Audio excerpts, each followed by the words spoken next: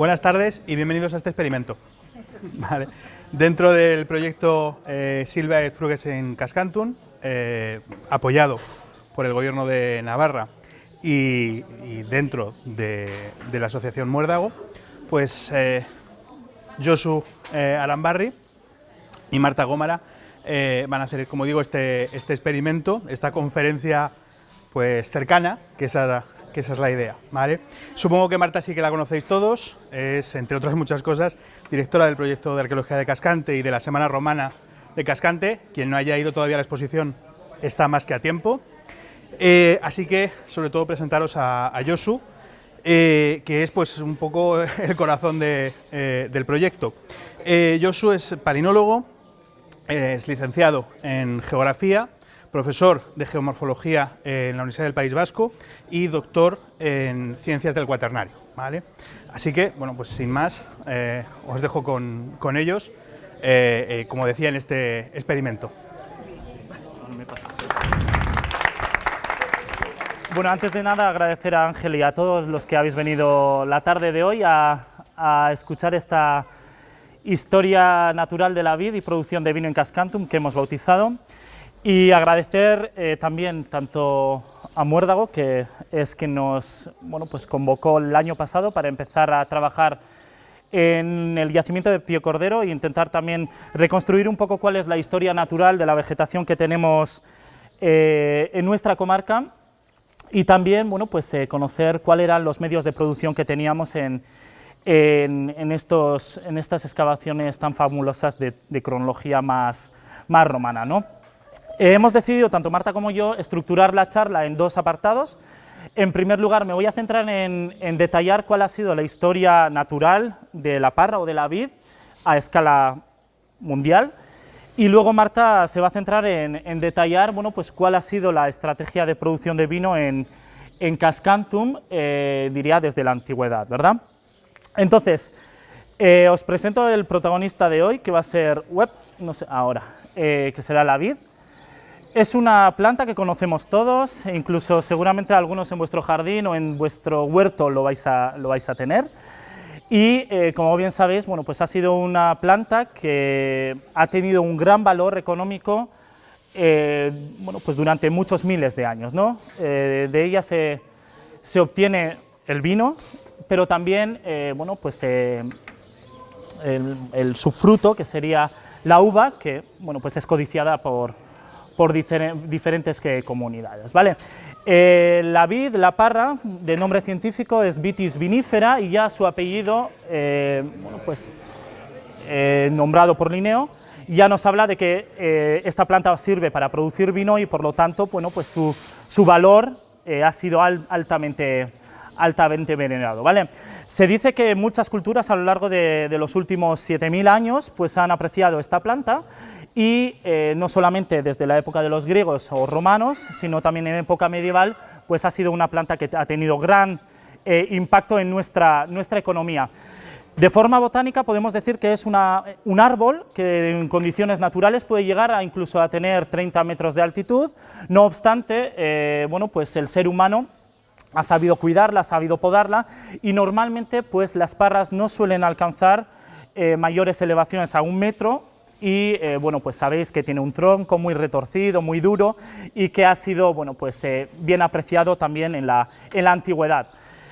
Actualmente sí que tenemos la parra o las poblaciones de vid bien representadas en España, en la península ibérica, pero también hay que tener en cuenta que no lo vamos a tener solamente aquí, sino que es originario del sureste asiático, lo encontramos también en el centro de Europa y también en el suroeste europeo, ¿vale? Por lo tanto, es una planta que tiene una distribución, se expande a lo largo del todo el Mediterráneo y pues ha sido aprovechada por múltiples poblaciones, como he dicho.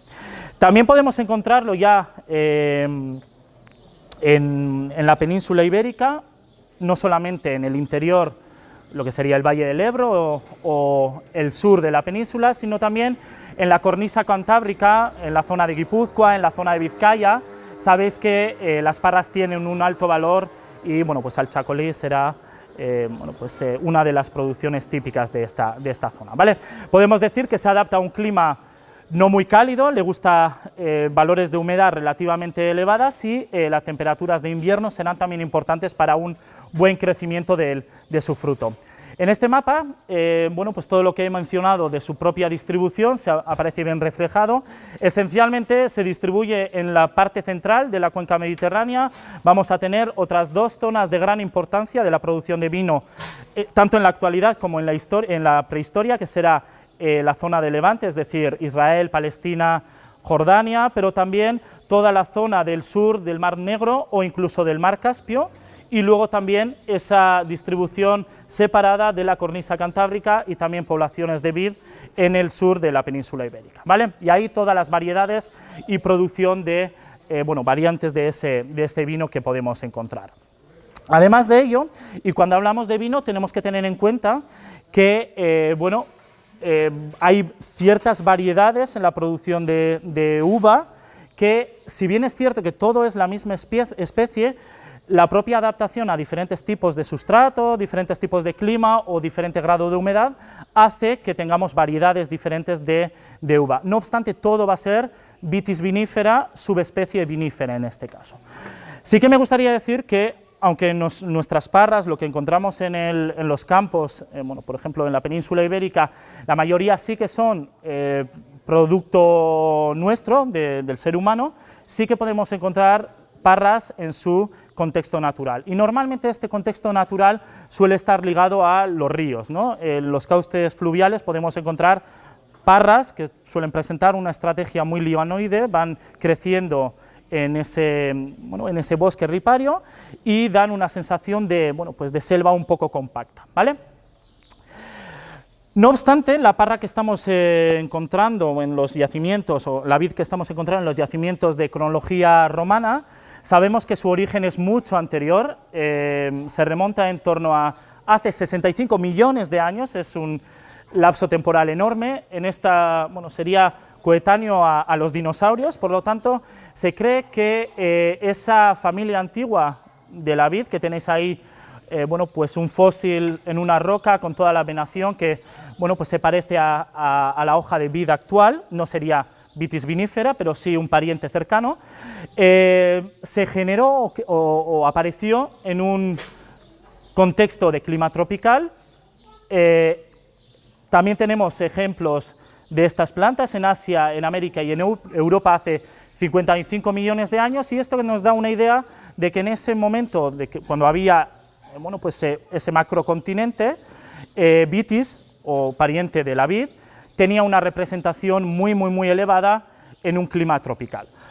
Progresivamente, de estos 55 millones de años hasta la actualidad, pues lo que hemos tenido es una sucesión de etapas más cálidas y más frías que en la actualidad, y aproximadamente en los últimos 2,7 millones de años, con la aparición de las grandes glaciaciones, lo que le ocurre a la vid es que va a ir progresivamente perdiendo protagonismo y las poblaciones que antes estaban todas unidas se irán acantonando en diferentes, por así decirlo, subcontinentes. Vamos a tener unas poblaciones en la península ibérica, otras en Italia y otras más en el Cáucaso, en el Mar Muerto, ¿vale? Y eso es fruto de esas grandes glaciaciones que hacen que las poblaciones poco a poco se tengan que ir acantonando a zonas algo más cálidas en un momento de enfriamiento global, ¿vale? Tenéis aquí ejemplos, no solamente en la anterior fotografía aparecía el registro fósil, que se puede identificar fácilmente por el tipo de venación que presenta la planta, pero también ya hace, bueno, pues en torno a 3-4 millones de años sí que encontramos en el registro fósil semillas de vid, claramente se reflejan, no sería Vitis vinifera, pero sí un hermano o hermana cercano en su, pues lo que sería evolución, ¿vale? Como os he comentado, el cuaternario va a ser muy importante porque se calcula que de tener una distribución bastante amplia a nivel europeo, con los grandes hielos que prácticamente bajaban hasta la cuenca de París, toda esta zona sería la zona de los grandes hielos, la periferia sería una gran estepa. La vid, si la tenemos a comienzos de nuestra era, quiere decir que en alguna zona ha tenido que, por así decirlo, sobrevivir. Y se calcula en estas zonas verdes, incluso en alguna parte de la zona cantábrica, estas poblaciones de vid quedaron acantonadas en los grandes hielos y posteriormente, en la etapa más cálida en la actualidad, vuelven a rebrotar y van colonizando todo el continente europeo. Y esta sucesión de retrocesos de las poblaciones de vid y vuelta a desarrollarse a escala europea es lo que ha ocurrido pues, prácticamente en los últimos 20.000, 50.000 años de historia, ¿vale? Por lo tanto, en verde vamos a tener aquellas zonas donde se refugió en los grandes hielos, y las zonas en verde clarito, no sé si se ve muy bien, serán las zonas donde ya tendrá la máxima expansión en un periodo cálido, ¿vale?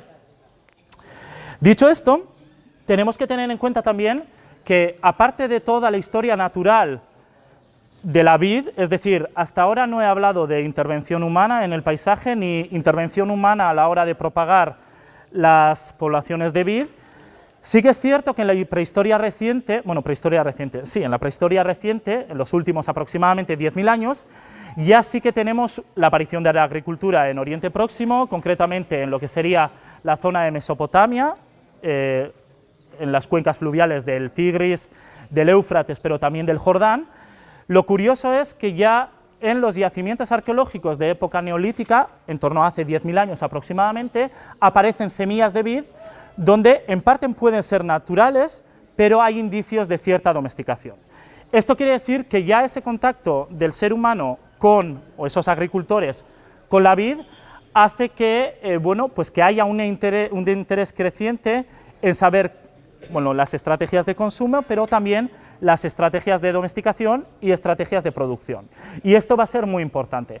Para que os hagáis una idea, el mapa de arriba sí que puede ser algo caótico, pero los diferentes colores y tramas que aparecen en la leyenda nos están hablando de años antes de la época romana, es decir, 9.800 antes de Cristo, ¿vale? Quiere decir que son en torno a valores hace 11.000 años. Estos triángulos nos están hablando que toda la zona del sur del mar Caspio aparecen las primeras evidencias de consumo de vid de forma humana o de forma productiva. Y progresivamente el cuadro azul que tenemos por aquí, o sería el sur de Siria, aparecen muchos yacimientos con esa presencia de vid en los niveles arqueológicos. Por lo tanto, pasamos de tener una estrategia de consumo vía cazador-recolector a una producción de esta planta. ¿Qué ocurre? Que conforme vamos acercándonos en el tiempo, se propaga los yacimientos arqueológicos neolíticos que presentan vid en sus estructuras, y prácticamente toda la zona interior de Palestina pues ya producía vino. Y esto es algo muy interesante. El mapa de abajo es similar, pero cambiamos el marco cronológico, sería mucho más reciente, estaríamos hablando de calcolíticos, bronces, algo mucho más reciente. Y como podéis ver aquí, pues prácticamente Israel será una de las zonas donde vamos a tener gran cantidad de producción de vino, y casi todos los yacimientos muestran evidencias de vid en su registro, ¿vale? Aquí tenéis, si queréis hacer un pequeño zoom, cuáles serán las 6 zonas principales de la producción de vino y de la arqueobotánica de la vid. Como he comentado, la zona del sur del Caspio será la cuna, por así decirlo, de la domesticación de la vid. También la zona interior de Turquía, vamos a tener la zona de Israel, Palestina, Jordania, también la zona de Mesopotamia, y luego ya más tardíamente vamos a tener el delta del Nilo, donde también se va a producir mucho vino. ¿Sí? Muy bien.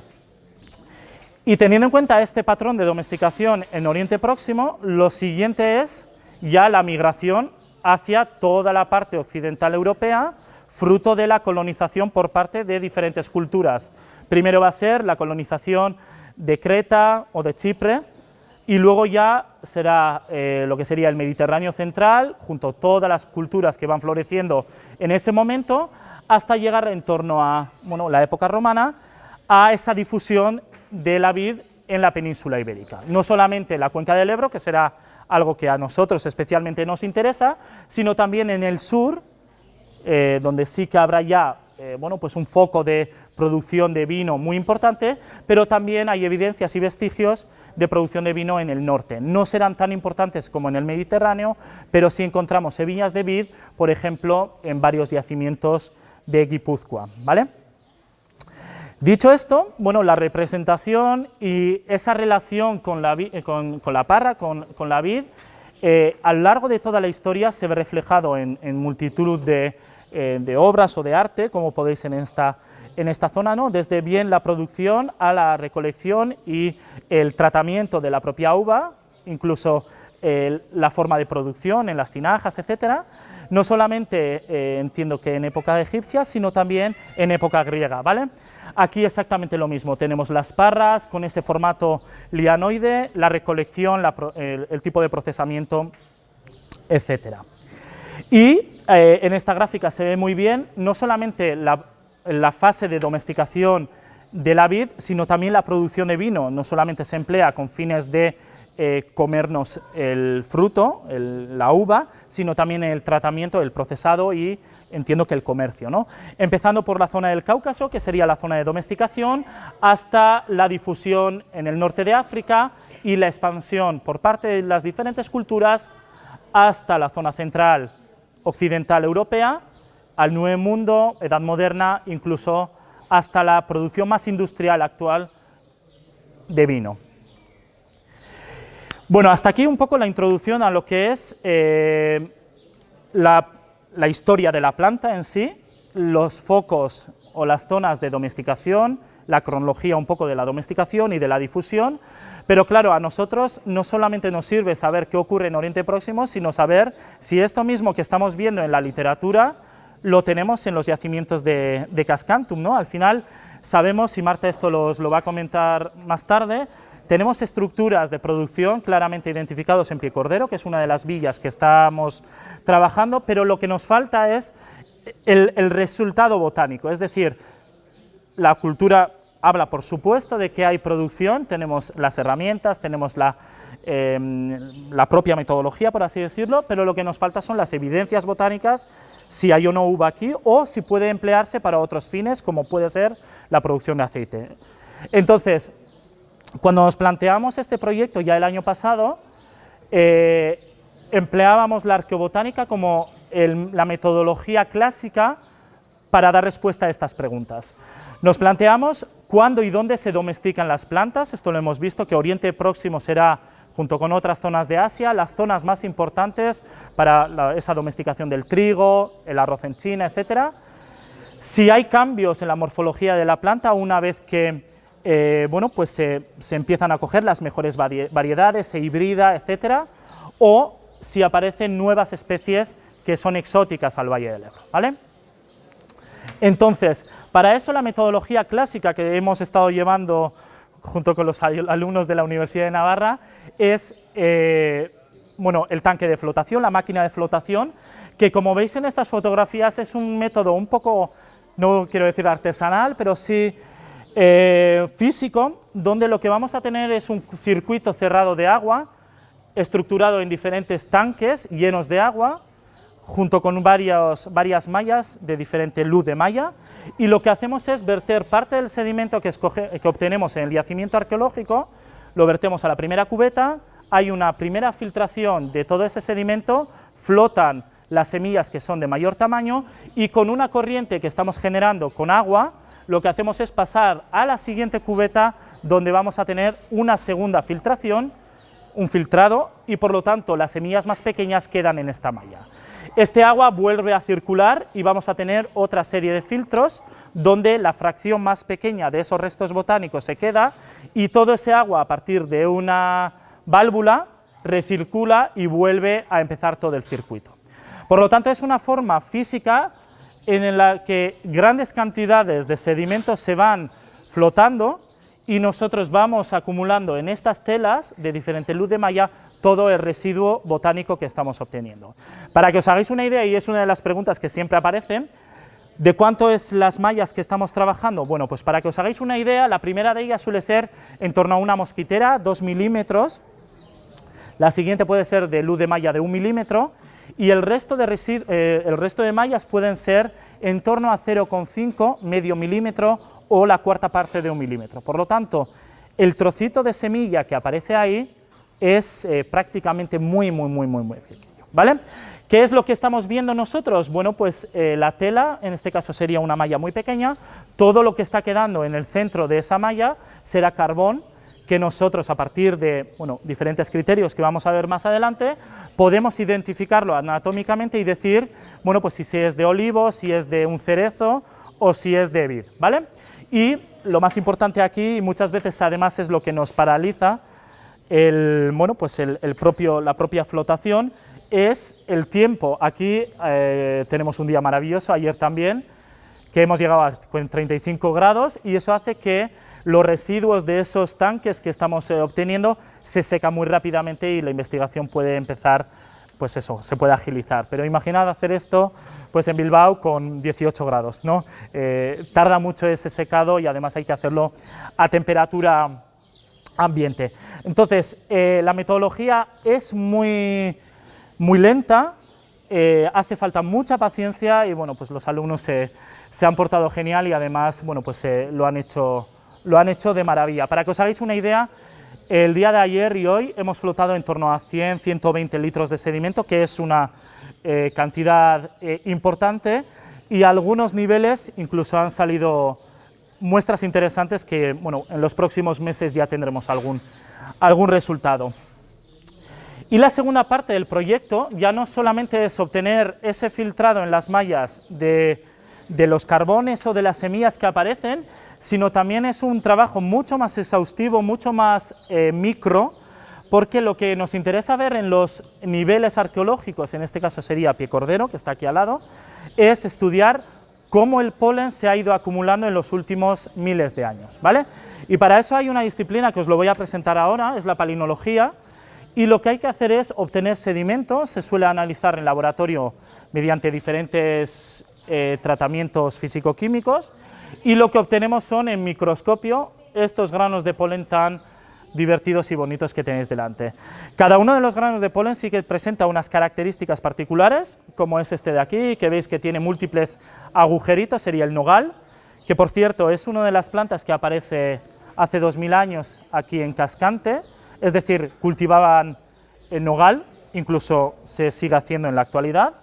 El segundo sería un grano de polen de cerezo, veis que son totalmente diferentes, presenta una apertura, una ruptura en la parte externa y presenta también este estriado típico de la familia de las rosas, para que os hagáis una idea, o incluso este pedazo grano de polen que es enorme, que sería pues un cereal, un trigo, avena, arroz, mismamente sería esta forma que vemos aquí.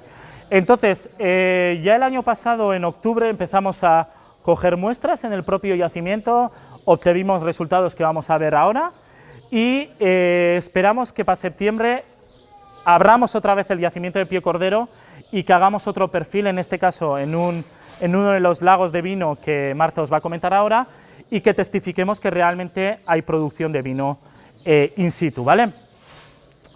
Como os he comentado, dentro de este mundo de ver cómo era la agricultura o los paisajes, tenemos tres disciplinas. La primera de ellas tiene un nombre un poco extraño, que es la palinología, pero es el estudio científico de las esporas y de los pólenes, ¿vale? Que pueden ser bien en un medio natural, puede ser un lago, puede ser una terraza de un río, o puede ser un yacimiento arqueológico. En este caso lo estamos aplicando a niveles arqueológicos tanto de Mayén, como de Pie Cordero, como de otras zonas, y nos interesa ver, bueno, pues por ejemplo, si hace 2000 años el agricultor le prendía fuego al bosque para expandir sus tierras agrícolas, obviamente vamos a tener un cambio en el tipo de pólenes que va a aparecer en ese yacimiento, y estudiando esa composición de los pólenes y esos cambios podemos deducir qué ocurrió, ¿vale? No obstante, no solo va a ser asociado a los cambios fruto del ser humano, sino también si tenemos un cambio climático, las especies cambian y por lo tanto el tipo de pólenes que vamos a encontrar también será distinto. Lo que ocurre es que hace 2000 años pues ya el Valle del Ebro ya estaba algo modificado, entonces discernir lo que era natural de lo que es cultivado pues es algo complejo y hay que dedicarle algo de tiempo, ¿vale? La segunda herramienta, bueno, seguimos con la palinología.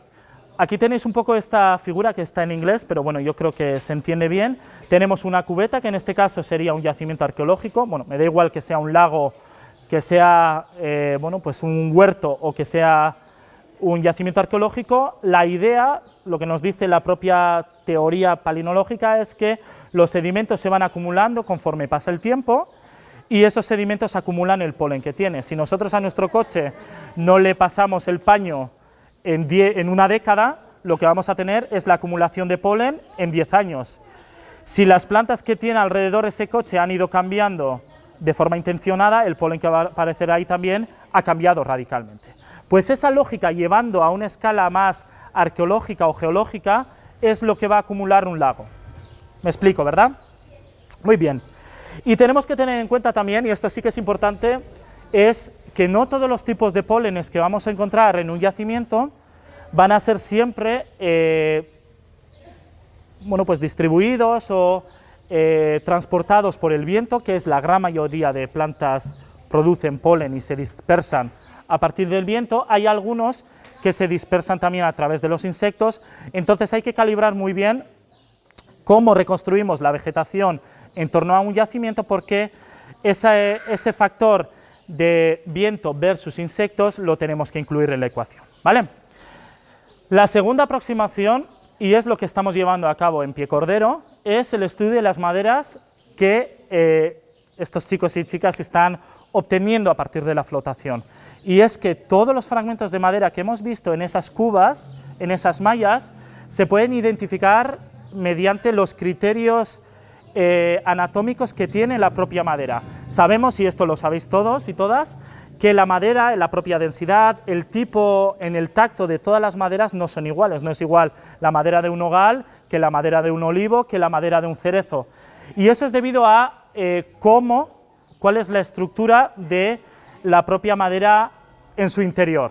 Veremos que hay algunas maderas que serán muy simples, como son las coníferas, el pino carrasco mismamente, se tendrá una madera de esta tipología, con un anillo de crecimiento. No me voy a meter en cuestiones técnicas.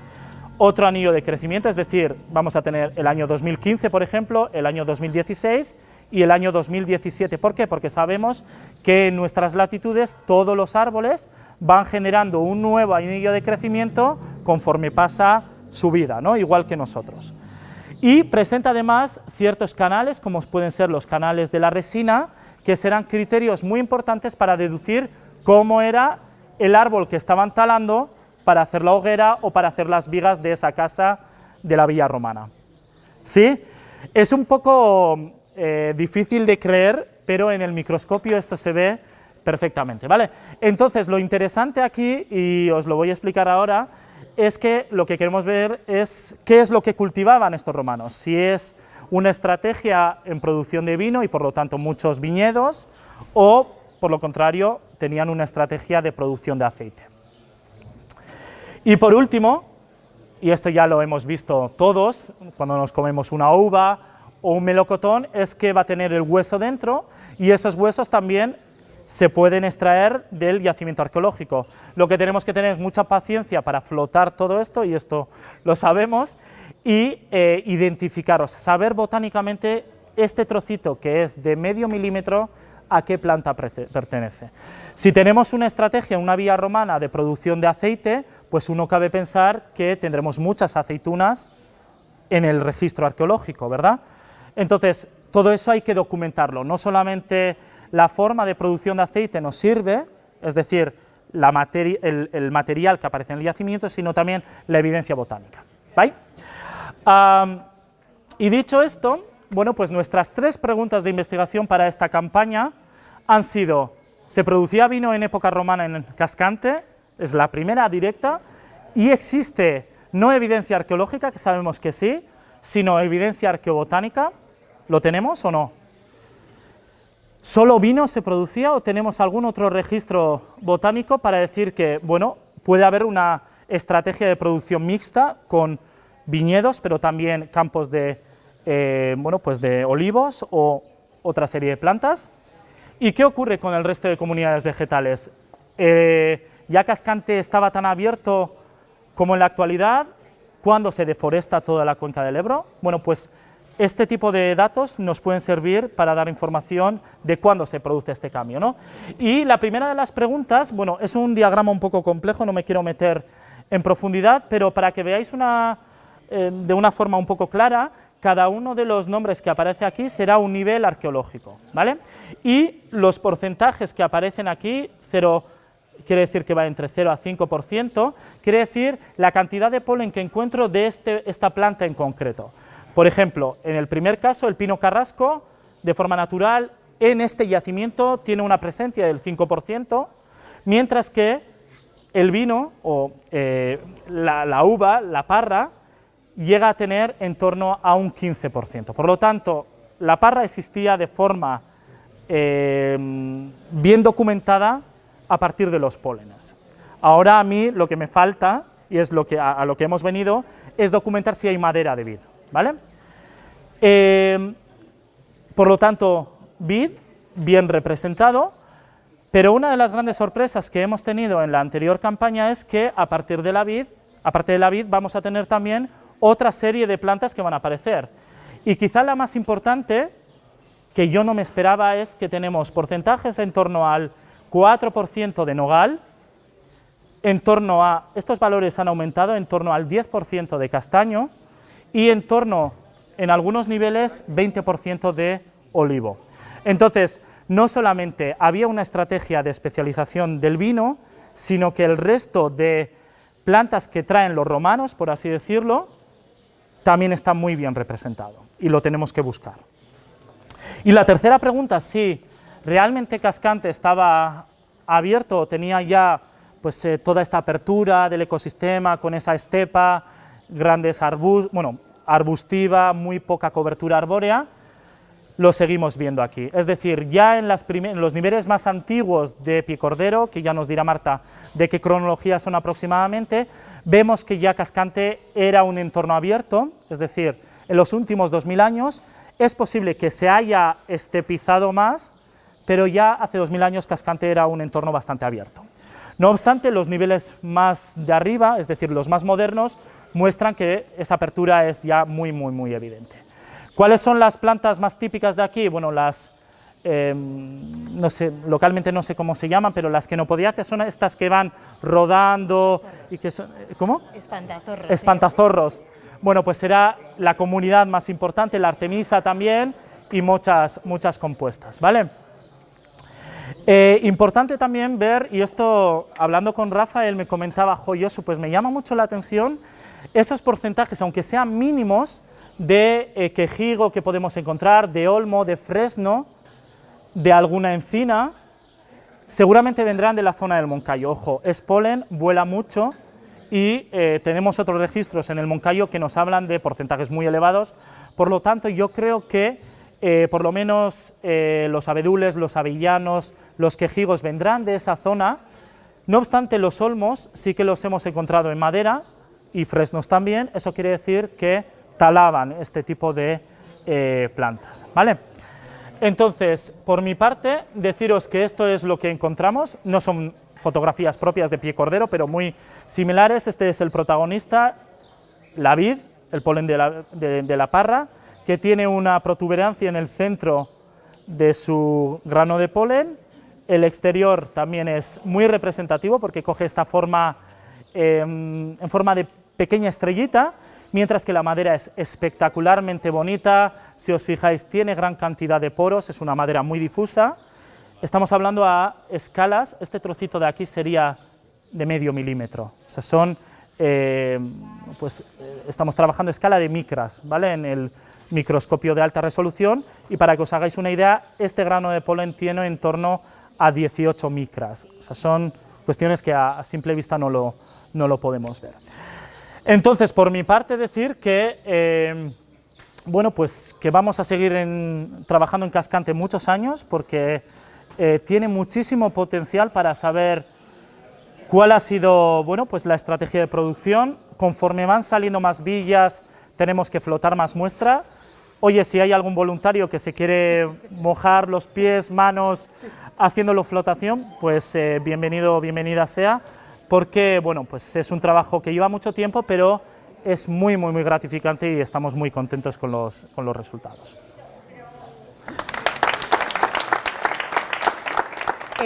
Como sabéis, llevamos mucho tiempo, muchos años, concretamente 19 años, investigando el territorio rural de Cascantun, y para el proyecto de arqueología ha sido un punto importantísimo la unión de la palinología, la antropología y la carpología, para poder, sobre todo, comprobar algunas de las evidencias que encontrábamos en los yacimientos arqueológicos.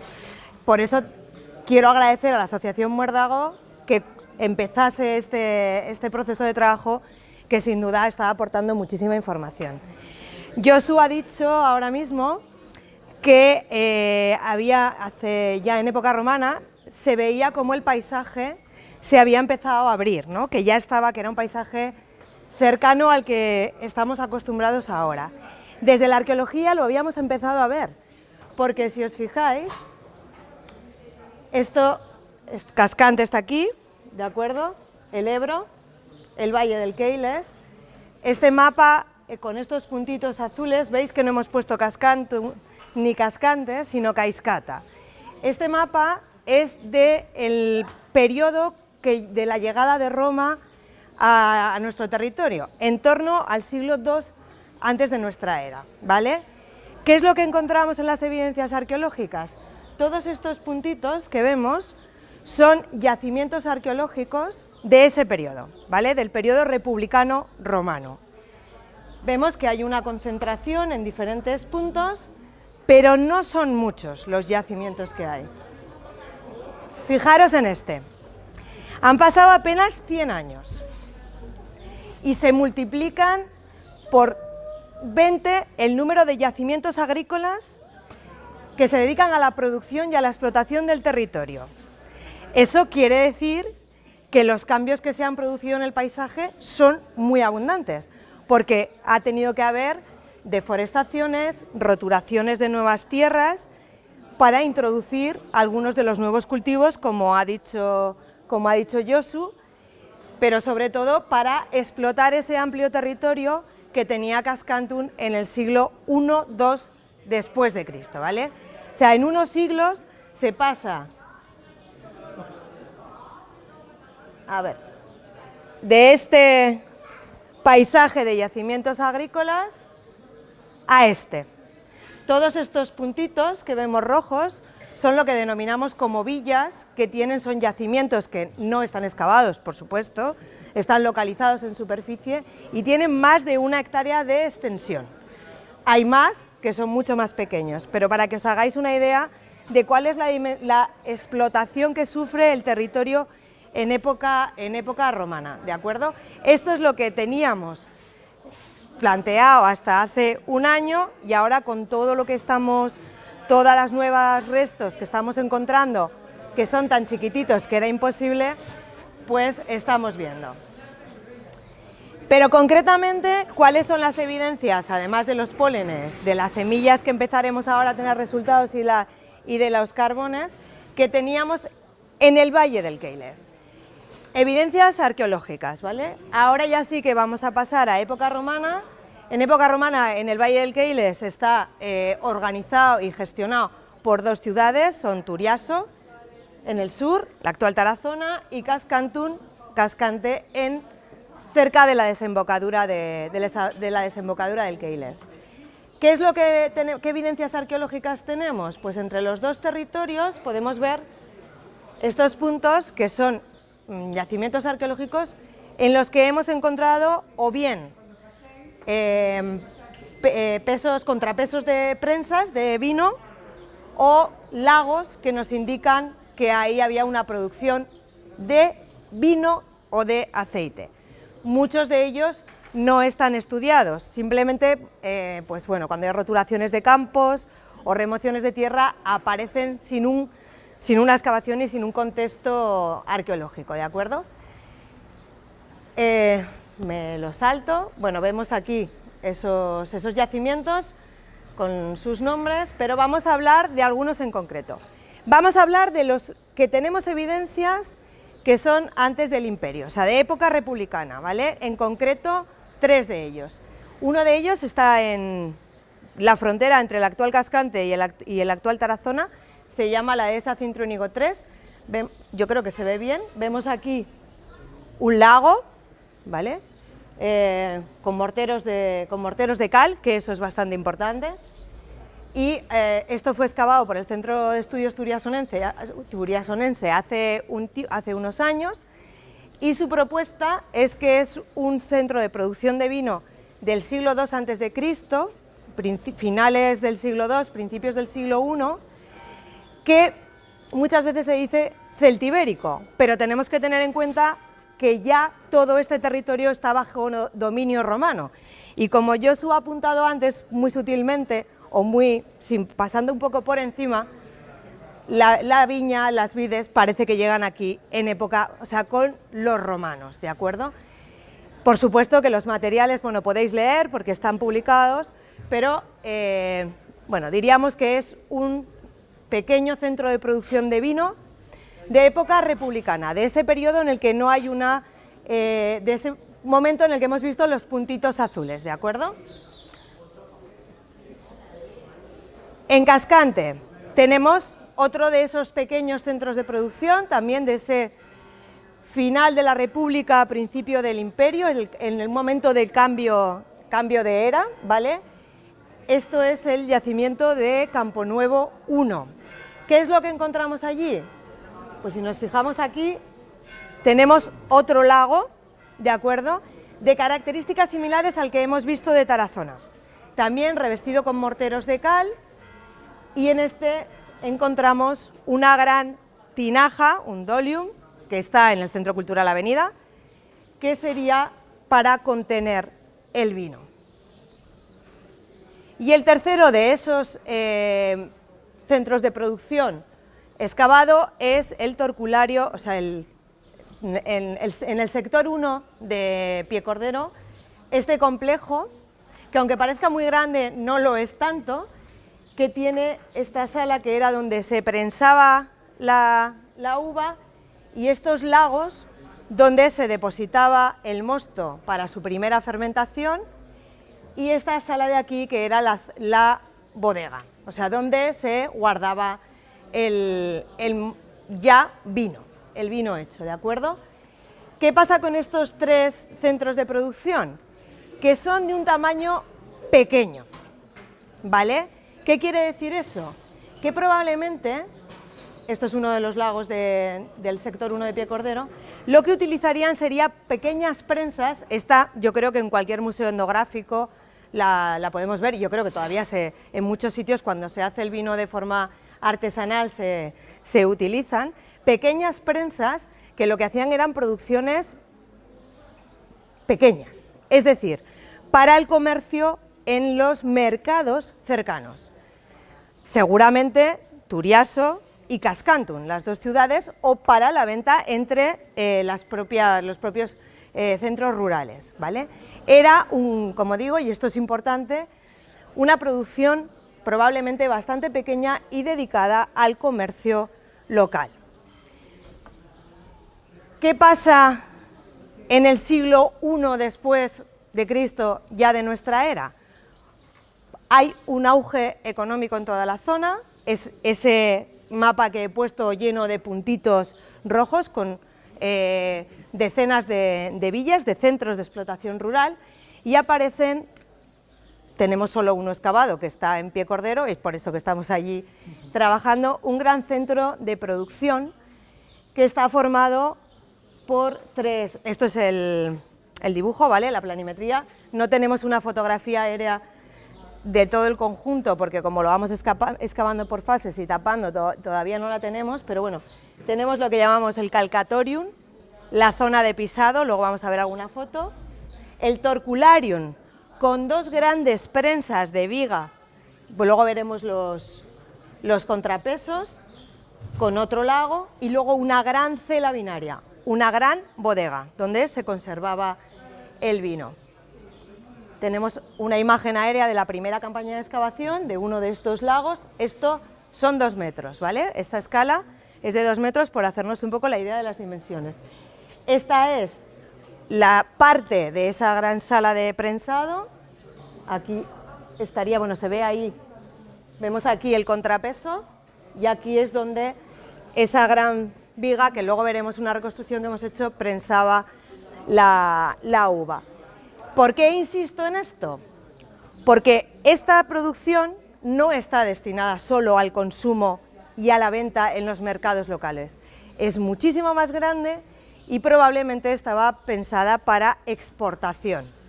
Bueno, aquí tenemos el calcatorium que he dicho, la sala, una fotografía aérea de la sala de pisado. Los romanos, los tratadistas, los agrónomos nos hablan que había diferentes calidades de vino, exactamente igual que ahora.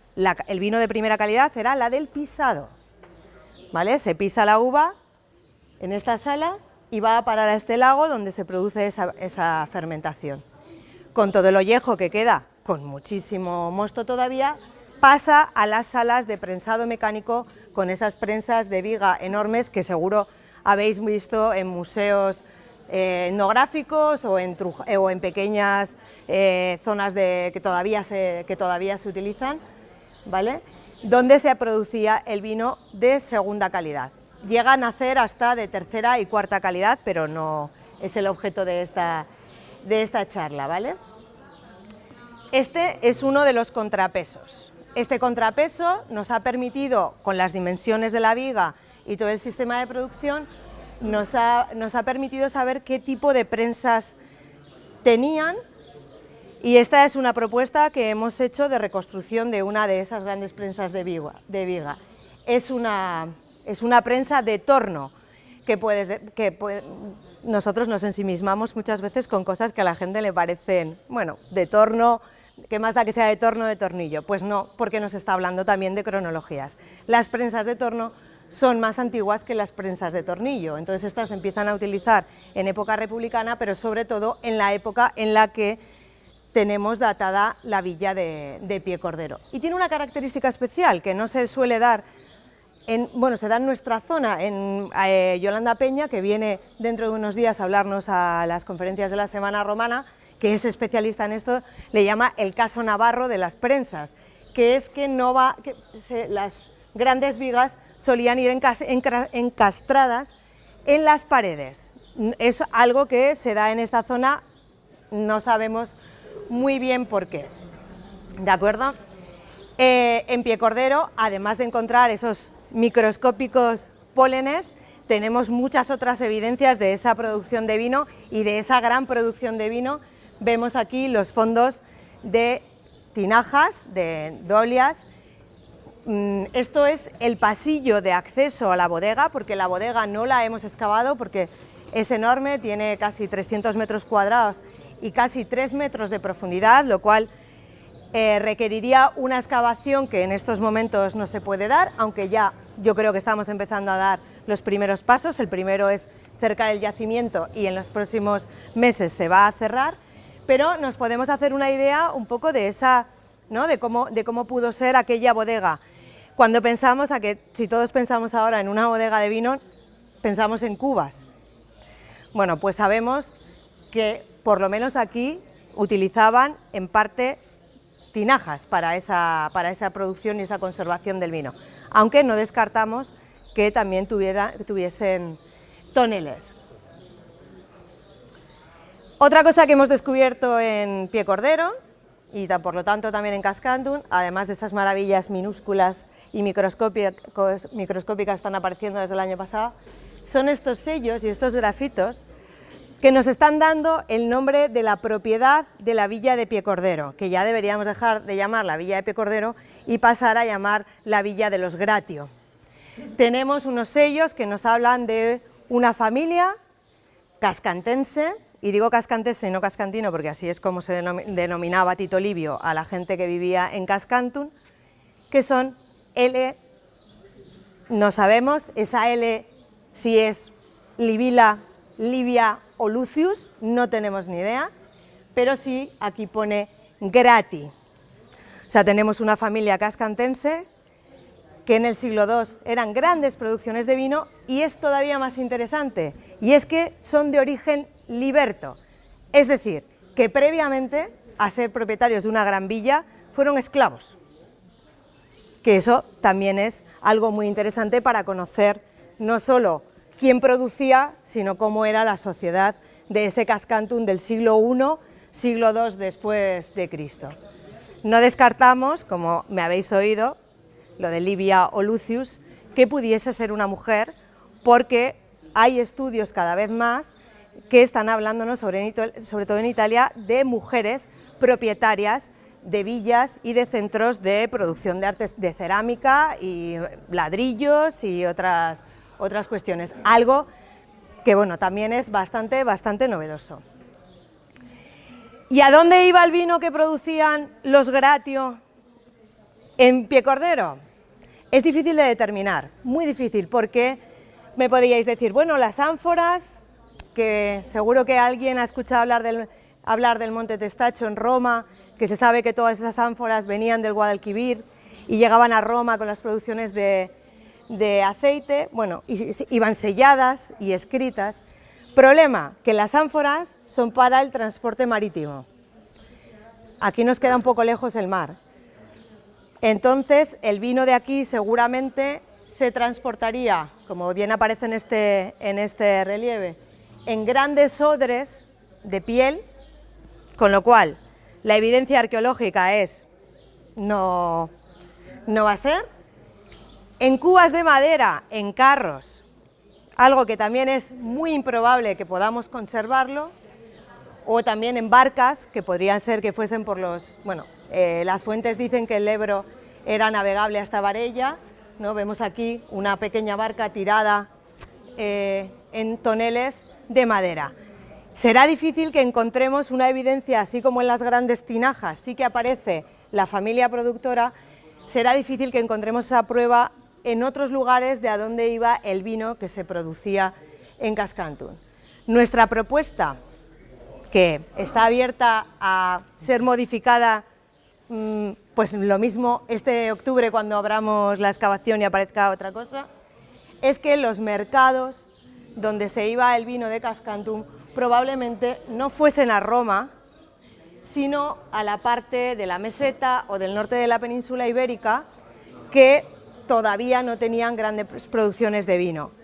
Y el vino en Roma, igual que en nuestros días, es un elemento importantísimo, porque no es solo una bebida, es alimento, está muy vinculado a la religión, hoy en día también, a la fiesta, hoy en día también, y también al estatus social, con lo que mantenemos todavía, si pensamos un poco en nuestra forma de vida, quizás también esté un poco vinculado. Entonces, para Roma era muy importante tener vino, y si los romanos se establecían en esta zona, pues no iban a estar sin beber vino, y hasta que empezaron a producir, de algún sitio lo tuvieron que importar.